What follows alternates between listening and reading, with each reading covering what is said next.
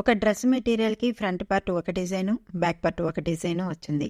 Straight kurti వేసే కన్నా కూడా దీన్ని 6 కల్లీస్ తోటి కుర్తీ వేస్తే బాగుంటుంది అని అనిపించింది. అందుకే ఈ ఫ్రంట్ పార్ట్ని వచ్చేసరికి ఫ్రంట్ ఒకటి, బ్యాక్ ఒకటి సెంటర్ పార్ట్గా వేసుకొని బ్యాక్ పార్ట్ పీస్ని 2 సైడ్స్గా వేసుకునేలాగా కలీస్ అనేది చూశాను. అంటే ఫ్రంట్ 3 పీసెస్, బ్యాక్ 3 పీసెస్ వచ్చేసాను. ముందుగా ఈ ఫ్రంట్ పార్ట్కి మిర్రర్ వర్క్ అనేది మొత్తం ఇవ్వలేదు. దానికి ఎంతవరకు ఉన్నదో ఒకసారి చెక్ చేసుకొని మిర్రర్ వర్క్ ఉన్న వైపుని ఇట్లా 4 ఫోల్డ్స్ అనేది ఫోల్డ్ చేశాను. 8 ఇంచెస్ విడ్త్న ఫోల్డ్ చేశాను.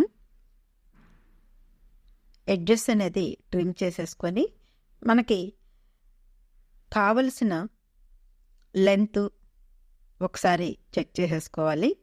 అలాగే ప్రిన్సెస్ లైన్కి ఒక 1 ఇంచ్ ఎక్స్ట్రా అనేది మీరు యాడ్ చేసుకొని మార్కింగ్ చేసుకోవాల్సి వస్తుంది. ఇక్కడ నేను 4.5 ఇంచెస్ తీసుకున్నాను. నడుం పొడవు వరకు 14 ఇంచెస్ లేదా 15 ఇంచెస్ మీరు తీసుకోవచ్చు. ఈ సైజు వచ్చేసరికి 34, 36, 38 ఇంచెస్ వాళ్ళకు కూడాను ఇదే మెజర్మెంట్స్ మీకు సరిపోతాయి. షోల్డర్ నుంచి వేస్ట్ లైన్ వరకు కూడాను స్ట్రైట్ కట్ చేసి 8 ఇంచెస్ ఫోల్డ్ చేశాను కదా 4 ఫోల్డ్స్ మీద. ఎడ్జ్ వరకు మనకు కావాల్సిన పొడవు వరకు కూడా 14 ఇంచెస్ నుంచి బాటము ఎంతైతే విడ్త్ వస్తుందో అంత పెట్టేసుకోవచ్చు.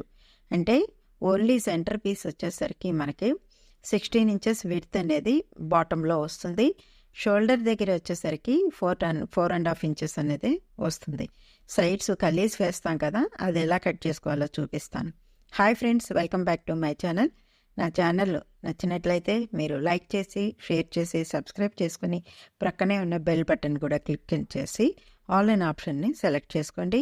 అప్పుడే నేను వీడియో అప్లోడ్ చేసిన వెంటనే మీకు నోటిఫికేషన్ ద్వారా తెలుస్తుంది. ఇది సెంటర్ పీసెస్ అనమాట, బ్యాక్ పార్టు, ఫ్రంట్ పార్టు. దీనికి సైడ్స్ అటు ఇటు 2 పీసెస్ అనేది ఈ బ్యాక్ పార్ట్ ఏదైతే వచ్చిందో ఆ డిజైన్ అది వేయాలనుకుంటున్నాను. ఇది ఎలా కట్ చేయాలి అంటే మామూలుగా వాటిని అతికితే కనుక ఇట్లా వస్తుంది మనకి. వీటిని మార్కింగ్ చేసుకునేటప్పుడు మామూలుగా మనము ఈ క్లాత్ యొక్క విడ్త్ ఎంత ఉందో ఒకసారి కొలుచుకొని ఉన్న బెల్లంతా కూడాను దానికి పెట్టేసుకోవాలి. సెంటర్ పీస్కి వచ్చేసరికి మనకి 8 ఇంచెస్ మీద ఫోల్డ్ చేసాం కదా, ఫోల్డింగ్ మీద అది 16 ఇంచెస్ సెంటర్ విడ్త్ వస్తుంది.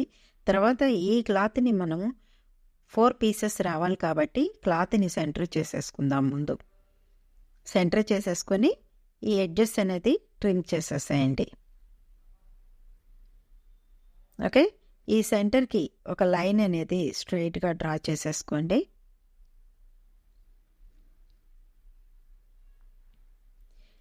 ఇలాగా ఇప్పుడు మనం కట్ చేసిన క్లాత్ని, సెంటర్ పీసెస్ క్లాత్ని సపోర్ట్గా తీసుకొని ప్రిన్సెస్ లైన్ వరకు షోల్డర్ దగ్గర నుంచి వేస్ట్ లైన్ వరకు మార్కింగ్ చేసుకున్నాం కదా స్ట్రైట్గా, అది ఎంతైతే లెంత్ ఉందో అంతే లెంత్ ఇది కూడా మార్కింగ్ చేసుకోవాలి.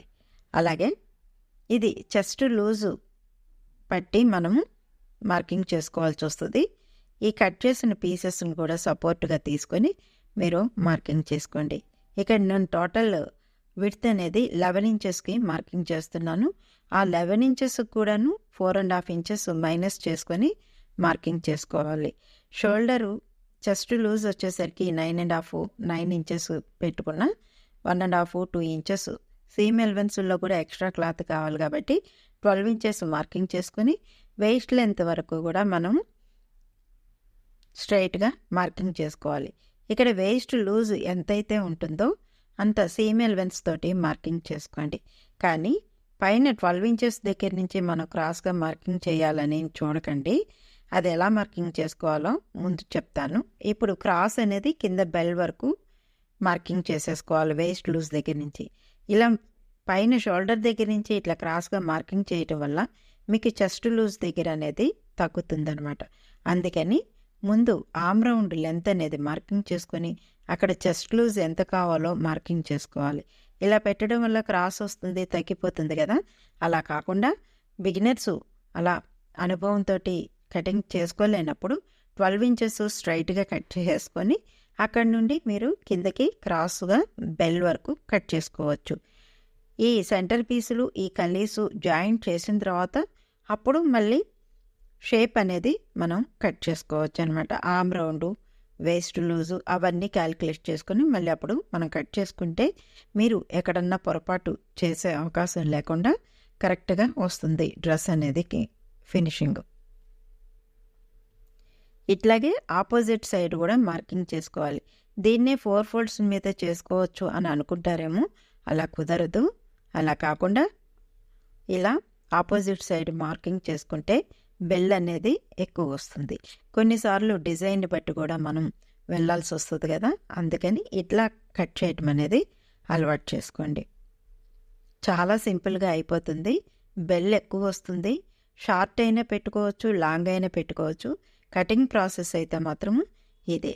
దీనికి తగ్గట్టు క్లాత్ అనేది 2.5 3 ఇంచెస్ మీరు బెల్లు విడ్త్ అలా మార్కింగ్ చేసుకునే దాన్ని బట్టి కూడా మీకు అన్ని మీటర్స్ అనేది పడుతుంది అనమాట. ఇప్పుడు చూడండి, అటు ఇటు కలీస్ వేసి సెంటర్లో సెంటర్ పీస్ వేసి జాయింట్ చేసేసుకోవటమే.